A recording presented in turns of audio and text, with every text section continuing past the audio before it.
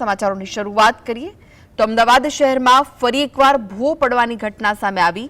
Smart city તરીકે ઓળખાતા અમદાવાદમાં લો ગાર્ડન પાસે અચાનક ભૂવો પડતા લોકોમાં ચિંતા જોવા મળી। લો ગાર્ડનના મુખ્ય ગેટ નજીક ભૂવો પડતા તંત્ર દ્વારા તાત્કાલિક બેરિકેડિંગ કરી કામગીરી શરૂ કરાઈ છે।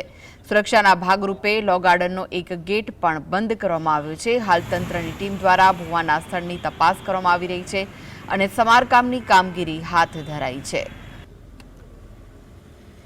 ચોમાસા દરમિયાન શહેરમાં છે તે ભૂવા પડવાની જે ઘટના છે તે બની રહી છે, ત્યારે જે લો ગાર્ડન વિસ્તાર છે તે લો ગાર્ડન વિસ્તારમાં જે લો ગાર્ડન છે તેની પાસે જ છે તે જે મોટો છે તે ભૂવો પડ્યો છે અને ભૂવો પડવાને કારણે તંત્ર દ્વારા જે બેરિકેડિંગ કરીને જે રસ્તો છે તે રસ્તો બંધ કરવામાં આવ્યો છે।